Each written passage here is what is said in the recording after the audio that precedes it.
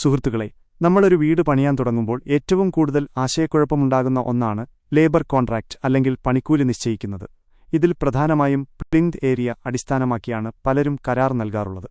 എന്താണ് ഈ plinth area കണക്കാക്കുന്ന രീതി എന്ന് നമുക്ക് നോക്കാം. സാധാരണഗതിയിൽ നമ്മുടെ പ്ലാനിലുള്ള ഏരിയയാണ് പ്ലിന്ത് ഏരിയയായി കണക്കാക്കുന്നത്. എന്നാൽ തറ കെട്ടുമ്പോൾ പുറത്തേക്ക് വരുന്ന ആ 5 സെന്റിമീറ്റർ തള്ളുകൂടി ഇതിൽ ഉൾപ്പെടുത്താറുണ്ട്.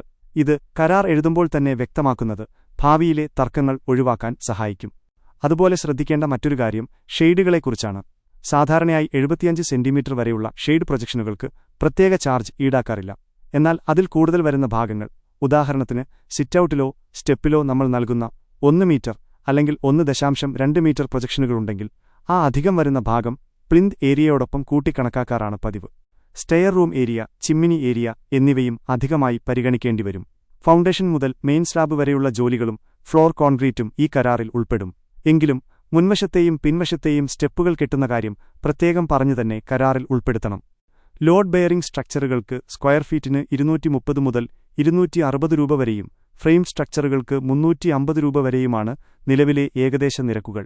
വീടിന്റെ ഡിസൈനും സ്ട്രക്ചറൽ ഡീറ്റെയിലിംഗും അനുസരിച്ച് ഇതിൽ മാറ്റങ്ങൾ വരാം.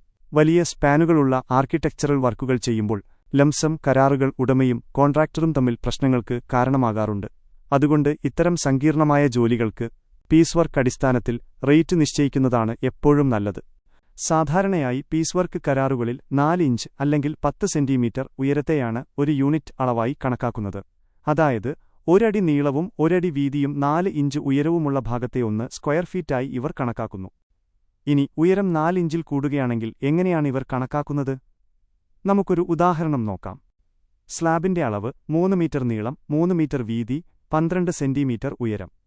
ആദ്യം പരപ്പളവ് കാണുന്നു. 3 × 3 = 9 സ്ക്വയർ മീറ്റർ. ഇതിനെ സ്ക്വയർ ഫീറ്റിലേക്ക് മാറ്റാൻ 10.76 കൊണ്ട് ഗുണിക്കുന്നു. 9 × 10.76 = 96.84 SQFT. ഇവിടെ ഉയരം 12 സെന്റിമീറ്ററാണ്. അതായത് നിശ്ചയിച്ച 10 സെന്റിമീറ്ററിനേക്കാൾ 2 സെന്റിമീറ്റർ, ഏകദേശം കാൽ ഭാഗം കൂടുതലാണ്. അപ്പോൾ അധികം വന്ന ഉയരത്തിന് ആനുപാതികമായി സ്ക്വയർ ഫീറ്റും വർദ്ധിപ്പിക്കുന്നു. 96.84 4 = 24.21 SQFT.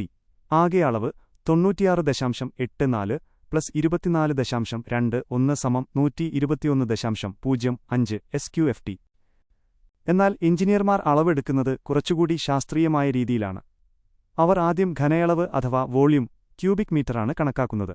ഫോർമുല: നീളം ടൈംസ് വീതി ടൈംസ് ഉയരം. ആദ്യം സ്ലാബിന്റെ നീളം, വീതി, ഉയരം എന്നിവ മീറ്ററിൽ ഗുണിച്ച് ഘനയളവ് ക്യൂബിക് മീറ്റർ കണ്ടെത്തും. 3 × 0.12 = 1.08 ടെക്സ്റ്റക്കം. ഈ അളവിനെ 35.314 കൊണ്ട് ഗുണിച്ച് ക്യൂബിക് ഫീറ്റിലേക്ക് CFT മാറ്റി 1.08 × 35.314 = 38.14 ടെക്സ്റ്റ് CFT. പീസ് വർക്കിൽ 4 ഇഞ്ചാണ് ഉയരത്തിന്റെ മാനദണ്ഡം. എന്നാൽ 1 അടി 1 CFT എന്നത് 12 ഇഞ്ചാണ്. അതിനാൽ 12നെ 4 കൊണ്ട് ഹരിച്ചാൽ നമുക്ക് 3 ലെയറുകൾ ലഭിക്കും. ഫൈനൽ ടോട്ടൽ അവസാനം കിട്ടിയ ക്യൂബിക് ഫീറ്റിനെ 3 കൊണ്ട് ഗുണിച്ച് പീസ് വർക്ക് അടിസ്ഥാനത്തിലുള്ള കൃത്യമായ സ്ക്വയർ ഫീറ്റ് കണ്ടെത്തുക. 38.14 × 3 = 114.42 ടെക്സ്റ്റ SQFT. തൊഴിലാളികൾ കണക്കാക്കിയ 121.05 എഞ്ചിനീയറിംഗ് രീതിയിൽ കിട്ടിയ 114.42 തമ്മിൽ ചെറിയ വ്യത്യാസങ്ങൾ കാണാം. കൃത്യമായ അളവുകൾ പരിശോധിക്കാനും തൊഴിലാളികൾ നൽകുന്ന ലിസ്റ്റിലെ പിശകുകൾ തിരുത്താനും ഒരു എഞ്ചിനീയറുടെ മേൽനോട്ടമുണ്ടെങ്കിൽ അത് വീട്ടുടമസ്ഥന് സാമ്പത്തിക ലാഭമുണ്ടാക്കാൻ സഹായിക്കും.